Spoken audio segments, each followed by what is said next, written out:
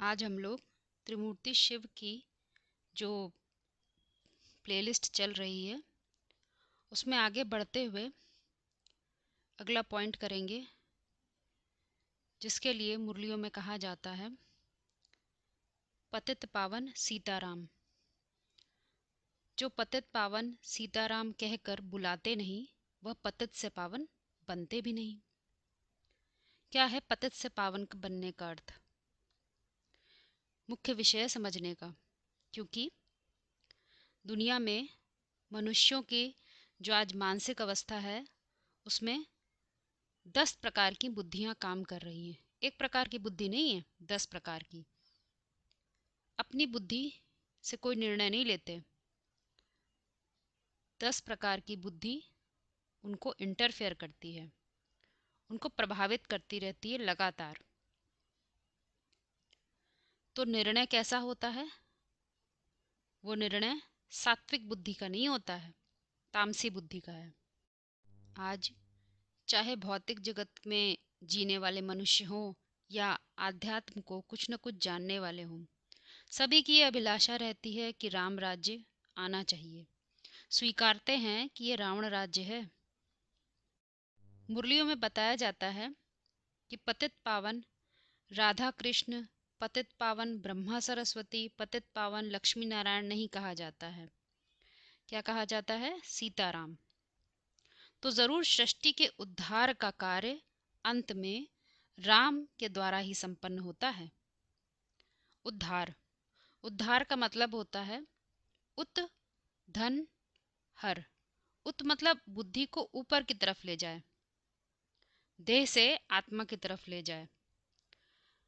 और हर मतलब हरण कर लेना, खींच कर अपनी बुद्धि को ऊपर की तरफ ले जा सकने की जो क्षमता है वो बढ़े। तो ये कार्य किसके लिए, किसके द्वारा होगा? तो व्यक्तित्व का नाम बताया जाता है राम। ये व्यक्तित्व का नाम है, क्योंकि आध्यात्म किसी व्यक्ति को नहीं पकड़ता। जैसे उदाहरण लेते हैं, जितने भी शास्त्र पुराण आदि बने हैं उसमें विद्वानों ने बहुत सारे चरित्र के बारे में व्याख्या दी है। कभी सूर्य को देवता बताया है, कहीं पर गंगा नदी को माँ के रूप में दिखाया है, शंकर को विश्व पिता के रूप में दिखाया है। तो ये सब जो चरित्र बताते हैं वो इसलिए बताए जाते हैं ताकि उनकी परिभाषा को हम समझ सकें। पर्सोनिफिकेशन कर दिया जाता है, व्यक्तिकरण किया कर दिया जाता है, क्योंकि बात इतनी आसानी से समझ में नहीं आती। उसको समझाने के लिए पुराणों में चरित्र के माध्यम से, व्यक्तिकरण के माध्यम से विद्वानों ने समझाने का प्रयास किया है। अर्थात पूर्ण रूप से अध्यात्म चरित्र की बात करता है। तो वो चरित्र का नाम क्या है? राम। इसीलिए राम राज्य का भी गायन होता है।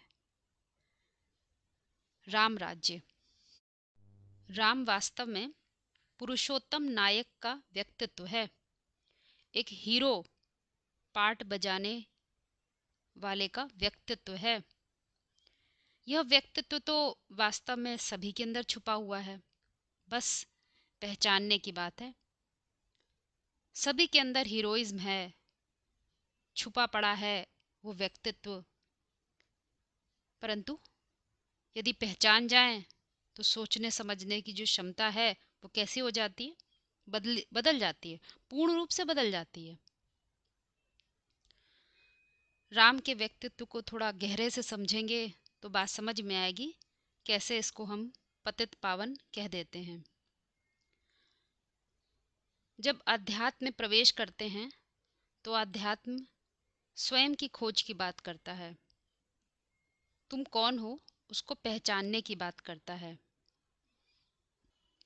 मनुष्य में ये क्षमता होती है क्योंकि वो मनन चिंतनशील है, उसमें विवेक होता है। वह सत्य असत्य का निर्णय ले सकता है, विनाशी अविनाशी का निर्णय ले सकता है। तो उसके अंदर राम का व्यक्तित्व भी मौजूद है और रावण का भी व्यक्तित्व मौजूद। यदि मनुष्य अपनी मनन चिंतनशीलता को एकाग्र कर ले, सत्य के आधार कर ले, तो उसमें देवत्व जागृत हो सकता है। और यदि बुद्धि उससे डिस्कनेक्ट हो जाए, सत्य को ना पहचाने, असत्य में जीने लगे, तो उसके अंदर रावण का व्यक्तित्व जागृत हो सकता है। ये दोनों ही व्यक्तित्व की बात है। बस आध्यात्म कहता है तुम राम को भी पहचानो और रावण की भी पहचान लो। यदि रावण के 10 सर को पहचान लोगे तो बहुत जल्दी राम का व्यक्तित्व भी उठ खड़ा होगा। क्योंकि राम को मारना किसको है, किससे युद्ध करना है? युद्ध तो करेगा ही, बिना युद्ध करे तो कोई हीरो हीरो होता ही नहीं है। तो ये समझने की बात है कि जो राम का तत्व है, जो रामत्व है, उसको पहचानो। छिपा है तुम्हारे अंदर वह व्यक्तित्व, और पहचानना तो पड़ेगा ही, नहीं तो रावण को समाप्त कैसे करोगे? समाप्त तो करना ही पड़ेगा। इसीलिए महावाक्यों को समय समझा दिया जाता है कि सभी को नंबरवार इसे पहचानना होगा, कुछ न कुछ परसेंटेज में ही सही, परंतु पहचानेंगे तो है ही। इसीलिए जो मृत्यु का समय होता है, उस समय एक परंपरा है, विशेषकर भारत में, कि जो कहते हैं राम नाम सत्य है। कब कहते हैं? काल के समय। ये तो देह को काल खाता है, परंतु आत्मा को तो काल खाता नहीं है। हाँ, आत्मा अपनी अवस्था में परिवर्तन लाती है, तामसी अवस्था को सात्विक बना सकती है अपने पुरुषार्थ के द्वारा। तामसी अवस्था को सात्विक कैसे बनाया जाए? तो जो व्यक्तित्व है राम का, उसका पहले अर्थ समझ लेते हैं। रम का अर्थ होता है रमना। किसमें रमना? तो शास्त्रों में लिखा हुआ है, रमन्ते योगिनो यस्मिनेति रामः, अर्थात यह योगी का व्यक्तित्व है जो ब्रह्म में रमण करता है, शिव में रमण करता है, परम सत्य में रमण करता है। थोड़ा और चरित्र की गहराई में जाएं तो कहेंगे शंकर शिव में रमण करता है। शंकर का जो व्यक्तित्व है वो किस आधार पर एकाग्र है? क्योंकि वह परम सत्य में रमण करता है। वह सत्य जो कभी बदलता नहीं है, सदैव ही कल्याणकारी है, सदा सत्य है, वो शिव में रमण करता है। इसीलिए शिव शंकर का एक जो रूप है वो सनातन धर्म में बहुत ही पूजनीय माना जाता है। अब प्रश्न उठता है कि राम को पतित पावन क्यों कहते हैं? कैसे वो उद्धार कर सकता है? उत माना ऊपर की ओर बुद्धि को हरण करके ले जाए, कैसे कर सकता है? तो राम का अर्थ तो हमने जान लिया, एक व्यक्तित्व है हमारे अंदर छिपा हुआ। जब हम आत्मा समझते हैं तो आध्यात्म में प्रवेश कर जाते हैं। हमारी जो संकल्पों की दुनिया है उसमें दिखाई देता है कि हमारे अंदर कौन कौन से व्यक्तित्व काम कर रहे हैं, कितने प्रकार की बुद्धि हमें प्रभावित कर रही है, ये सब नज़र आने लगता है। क्योंकि फिर परचिंतन नहीं रह जाता, मात्र स्वचिंतन रह जाता है। तो ढूंढते हैं राम का व्यक्तित्व कहाँ है, राम का तत्व कहाँ है, वो उसको पहचानना होता है। क्योंकि राम राज्य, जो राम का राज्य है, वो कौन लाएगा? अरे जो राम होगा सो ही राम का राज्य लाएगा, कोई और तो लाता नहीं है। इसीलिए सतयुग को भी कहा जाता है कि वह राम राज्य का गायन है। सतयुग को जो शुरू करेगा वो कौन होगा? तो राम का ही व्यक्तित्व शुरू कर सकता है, क्योंकि राम सत्य में रमण करता है, परम सत्य में रमण करता है। और ऐसी स्थिति में आध्यात्म कहता है कि तुम अपनी एकाग्रता को बढ़ाओ, साधना करो। जैसे मनुष्य साधना करते हैं तो ईश्वर को पा लेते हैं। तो ईश्वर कोई चीज़ तो है नहीं, वह परम सत्य है जिसको प्राप्त किया जाता है। तो राम का जो व्यक्तित्व है वह जब परम सत्य में रमण करता है तो वह विश्व को नहीं देखता, फिर फैले हुए संसार को नहीं देखता, संपूर्ण सार को देखता है। फैले हुए वृक्ष को नहीं देखता, बीज को देखता है। दुनिया में जो कार्य हैं, जो कार्य हो रहे हैं उनको नहीं देखता, उनके पीछे के कारण को देखता है। उसके समझने की, उसका दृष्टिकोण बिल्कुल बदल जाता है। उसका व्यक्तित्व एक नायक की तरह है जो अपनी दुनिया में फैले हुए अंधकार को मिटाने का जिम्मा उठाता है, जिम्मेदारी लेता है कि मैं इसको परिवर्तन पहले स्वयं में करूँगा, पहले अपने अंदर ज्ञान का दीप जलाऊंगा, पहले अपने चिंतन को सात्विक करूँगा, फिर औरों का भी करने का प्रयास करूँगा। इसीलिए राम को पुरुषोत्तम कहते हैं। पुरुषोत्तम नायक का एक व्यक्तित्व है राम। इसीलिए राम राज्य है। रावण राज्य और राम राज्य दो राज्य होते हैं। राम राज्य को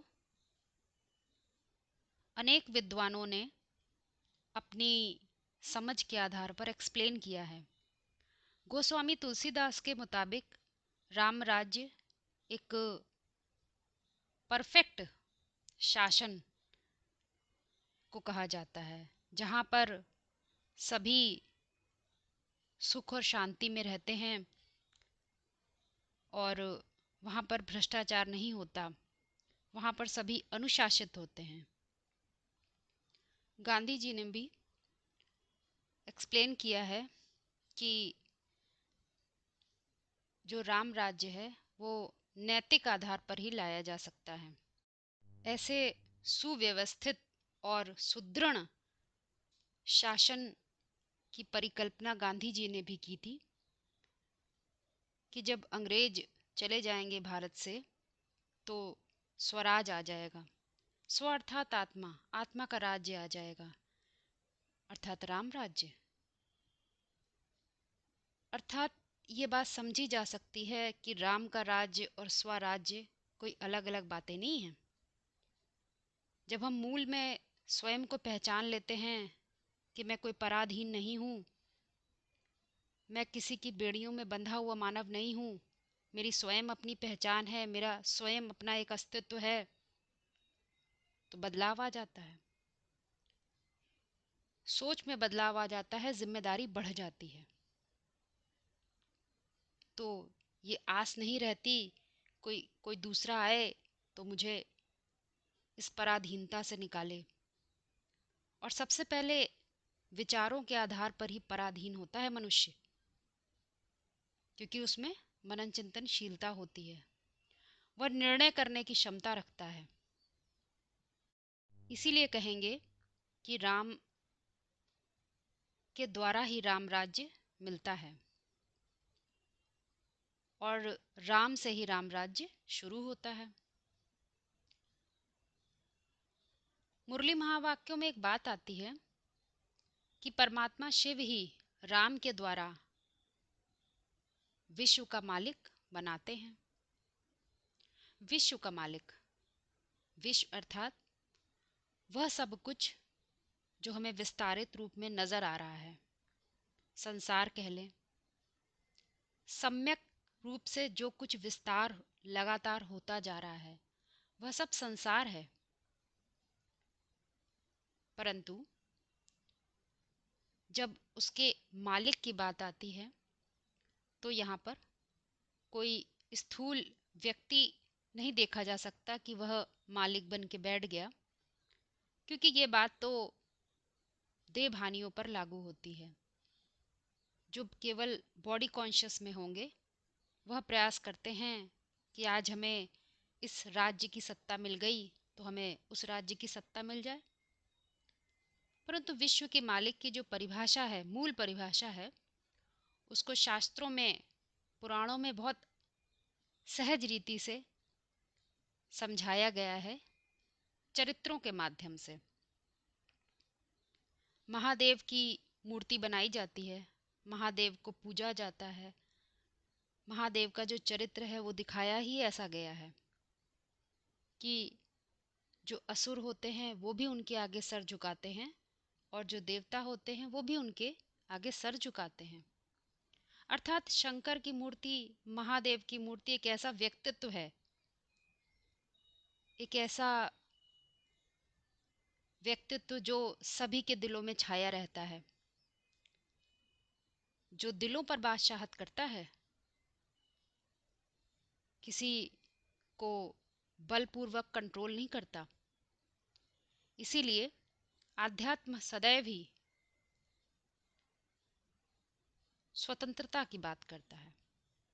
स्वतंत्र रहो, स्वतंत्र रहने दो, किसी को बलपूर्वक कभी भी अपने विचारों को उस पर थोपने का प्रयास मत करो। मूल बादशाहत होती है विचारों से, दिलों से। इसीलिए जब भी राम की बात करते हैं तो हमें समझ जाना चाहिए ये कौन से व्यक्तित्व की बात है जो विश्व का मालिक बनते हैं, जिनमें अज्ञान अंधकार है, जिनकी अभी आत्मा की ज्योत बुझी हुई है, उन सबको प्रकाशित करने का कार्य राम का ही व्यक्तित्व करता है। जो अभी सत्य को नहीं जानते हैं, जिनकी बुद्धि असत्य में रमण कर रही है, उनकी बुद्धि में सत्य का ज्ञान देना है ताकि वो भी रमण कर सकें। रमण करने की शक्ति तो उनमें भी है, परंतु अभी वह राम का व्यक्तित्व सोया हुआ है, वो पहचान नहीं पाते स्वयं को। इसीलिए सभी को राम का परिचय देता है, देते रहना है सदैव ये परिचय कि कौन है राम का व्यक्तित्व। क्योंकि वह जो परम सत्य है तुमने जाना है, समझा है, उसको पार्ट तो जरूर बजाना पड़ेगा, कोई रोल तो जरूर प्ले करेगा। राम है, राम कहे और रावण का वध ही ना करे तो क्या कहेंगे? राम तो राम हुआ ही नहीं, प्रमाणिक नहीं होता कि राम है। इसीलिए राम का जो व्यक्तित्व है वो मूल रूप से समझने का विषय है। इसीलिए राम का जो नाम है वह सत्य है, सभी को मानना पड़ता है कि वह नाम सत्य है। क्योंकि नाम किसके आधार पर पड़ते हैं? काम के आधार पर। कोई काम करता है, कोई श्रेष्ठ कार्य करता है, कोई बदलाव करता है, 10 सर रावण के काटता है, तब तो वह राम है। तो आध्यात्म कहता है पहचानो कौन सी अंधकार की दुनिया कार्य कर रही है जिसकी वजह से तुम आज तक ठोकर खाते आए हो। बुद्धि को पहचानो, जो तुम्हारी बुद्धि नीचे की तरफ गिर गई थी, अर्थात पतित हो गई थी। पतित होना अर्थात बुद्धि का शरण होते रहना। बुद्धि जब शरित होती रहती है तो वह प्रभावित होती रहती है। मन जहाँ चाहता है वहाँ इंद्रियों को ले जाता है। इंद्रियां तो घोड़े हैं जिसके लिए कठोपनिषद में बताया गया है कि शरीर को रथ समझ और इंद्रियां तुम्हारी घोड़े हैं और बुद्धि सारथी है। जो घोड़े हैं उनकी लगाम मन है। मन कंट्रोल में होना चाहिए बुद्धि की, परंतु चूंकि मन संसार में ही रमण करता रहता है तो बुद्धि आज मन के पीछे भागती रहती है। मन में जो जो इच्छाएं आती हैं, बुद्धि अपनी सारी ही मेहनत उनको पूरा करने में लगाती रहती है, असत्य में रमण करती रहती है। क्योंकि दुनिया की जितनी भी चीज़ें हैं वह सब असत्य हैं, आज हैं कल नहीं होंगी, विनाशी हैं। इसीलिए महावाक्यों में इसे गुह्य राज बताया गया है। राम की पहचान या कहें बीज की पहचान या कहें बाप की पहचान एक राज है जिसके लिए मुरलियों में इशारे मिलते रहते हैं।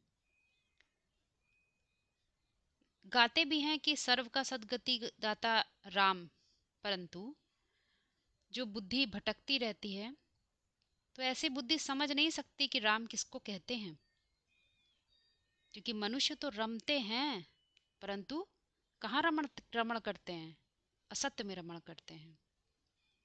यदि मनुष्य को यह पता चल जाए कि मैं आत्मा हूँ, देह नहीं हूँ, तो वह कहाँ रमण करेगा? तो वह सत्य में रमण करेगा, शिव के ज्ञान में रमण करेगा। तब कहेंगे कि वह ज्ञान जो है बुद्धि में ठहरता है और हमें पतित से पावन बनाता है। जो हमारी बुद्धि क्षरित होने वाली थी वह अब पावन बनती है, क्योंकि पहले तो बुद्धि ही पावन बनेगी। डायरेक्ट इंद्रियां तो, कर्म इंद्रियां तो पावन बन नहीं सकती, क्योंकि कर्म इंद्रियों के ऊपर ज्ञान इंद्रियों के विषय होते हैं। हमारी ज्ञान इंद्रियां क्या क्या ग्रहण करते हैं, और ज्ञान इंद्रियों के ऊपर मन होता है, मन से ऊपर बुद्धि होती है। परंतु कैसी बुद्धि?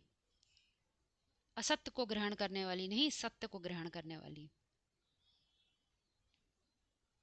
जब सत्य को ग्रहण करने वाली बुद्धि होती है तो वह सत्य में रमण करती है, असत्य में नहीं कि आज आत्मा समझा कल देह समझ लिया। कुछ बातें आत्मा के आधार पर लगाई और कुछ बातें देह के आधार पर लगा दी, तो हमारी गिरी हुई बुद्धि कैसे ऊंचे उठेगी? जो निराकारी ज्ञान है, परम सत्य है, जब तक वह बुद्धि में आकार ही नहीं लेगा तो हमारी बुद्धि सात्विक नहीं बन सकती। इसीलिए ज्ञान रत्नों को बहुत वैल्यू देना चाहिए। जब हम इन ज्ञान रत्नों को वैल्यू देते हैं तभी सदगति में पहुंचते हैं। सत्य के आधार पर हमारी मन बुद्धि चलती है, कहते हैं सदगति। इसीलिए कहा भी जाता है कि एक के पावन बनने से सब पावन बन जाते हैं और एक के पतित बनने से सब पतित बन जाते हैं। तो वह क्या है एक? यहाँ कोई एक व्यक्ति की बात तो करी नहीं जा रही है। उसको क्या कहते हैं? राम।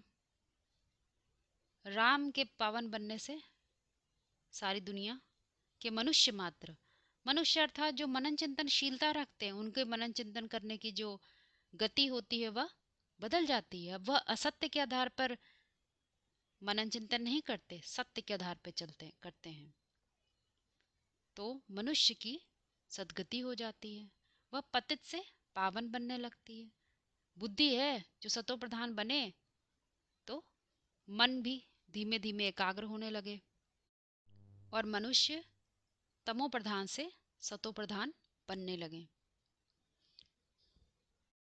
बस पहले पहले ये स्वीकारना होता है कि हम पतित हैं, और ये बहुत कठिन होता है क्योंकि हम आज जिस दुनिया में रहते हैं वहाँ देह भान का बहुत महत्व है। बाहर से दिखावा करना ये एक कॉमन प्रचलन माना जाता है। जो एक हाई लेवल सोसाइटी समझते हैं वहाँ पर दिखावा करना बहुत महत्वपूर्ण है। सबको सबकी पोल पता होती है कि बोल रहे हैं वो सब झूठ है, सत्य तो कुछ और ही है, परंतु स्वीकारते नहीं है इस बात को। परंतु हाँ, जो हिम्मत करे, जो कोई हिम्मत करे और पहचाने अपने आप को कि आज मेरा मेंटल लेवल बहुत नीचा गिर गया है, तो क्या होगा? तो वह बदलाव के लिए कम से कम तैयार तो है। इसीलिए कहते हैं पतित पावन कहकर जो बुलाते नहीं वह पतित से पावन बनते भी नहीं। क्या आवश्यकता है? ईश्वर को तुम्हारे पर देखने की भी क्या आवश्यकता है यदि तुम अपने में बदलाव ही नहीं चाहते हो? और बदलाव भी चाहेंगे तब जब स्वयं को पतित स्वीकार करेंगे कि हमारा जो मेंटेलिटी है वो बहुत गिर गई है। क्यों आ रहे हैं इतने पतित संकल्प? शायद मैं बहुत देहभान में रहता हूँ, क्योंकि अब आत्मभाव की धारणा जो थी वो सब पूर्ण रूप से देहभाव में हो गई है। ईश्वर को याद भी करेंगे तो गीत लगाएंगे, कोई चमकता हुआ सितारा देखेंगे तब याद आएगी भगवान की। अरे, सत्य की, परम सत्य की याद के लिए कोई प्रपंच करने की आवश्यकता ही नहीं है।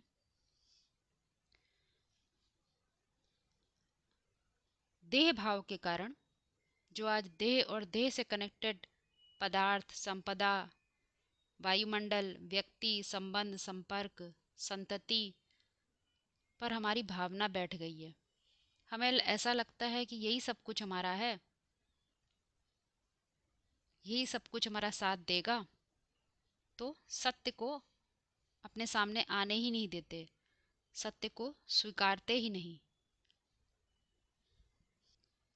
और जब स्वीकार लें तो फिर स्वचिंतन शुरू हो जाता है, क्योंकि आध्यात्म कहता ही तुम देह नहीं हो, आत्मा हो।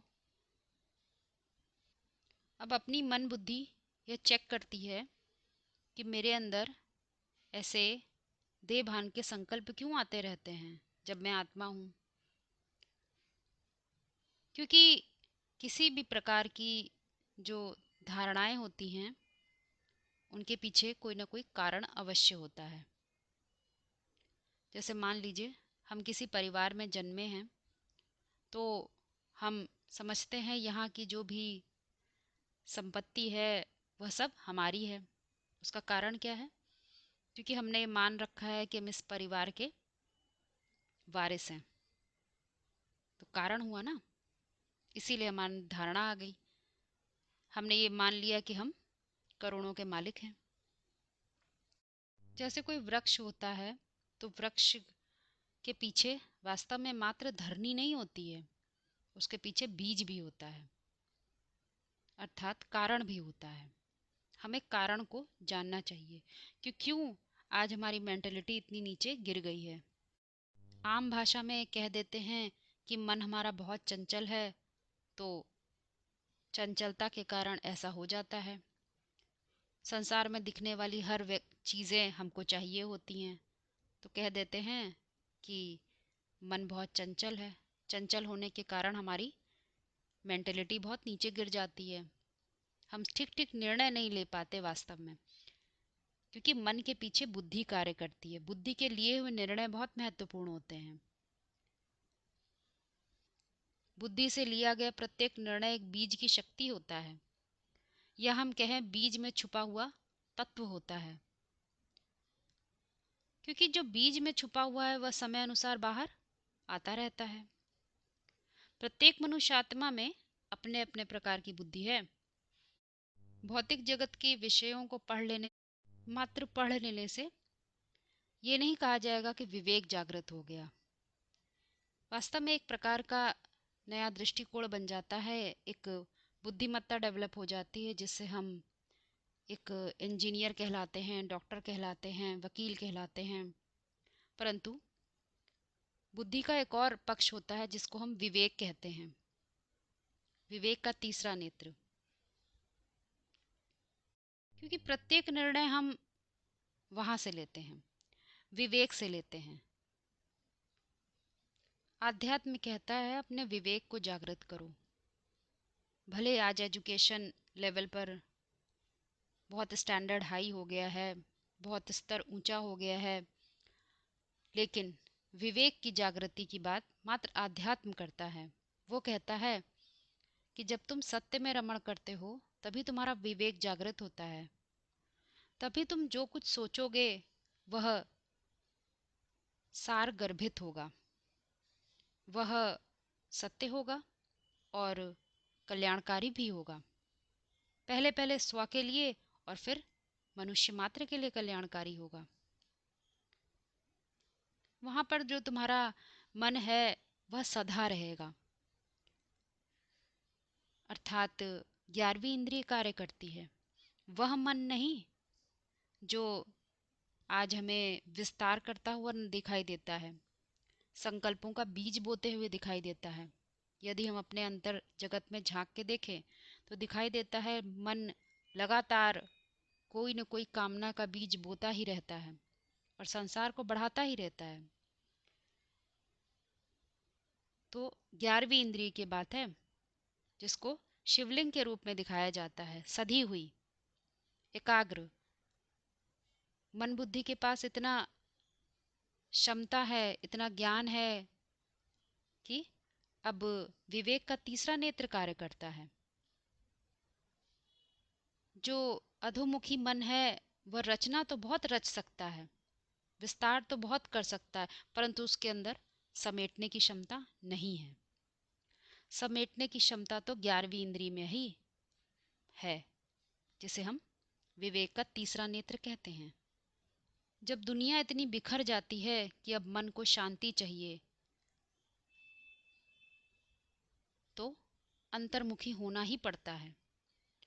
मन को एकाग्र होना पड़ता है, जिसके लिए उसे परम सत्य की आवश्यकता होती है, जिसके लिए विद्वान हमेशा ही कहते हैं अस्तो माँ सद्गमया तमसो माँ ज्योतिर्गमया।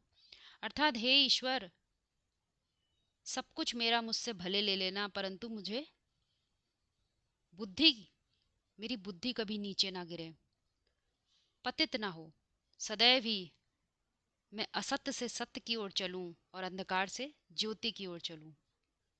मेरी बुद्धि सदैव ही, मेरी बुद्धि की सदैव ही सद्गति होती रहे। ऐसे विचार ऋषि मुनि सदैव ही रखते हैं।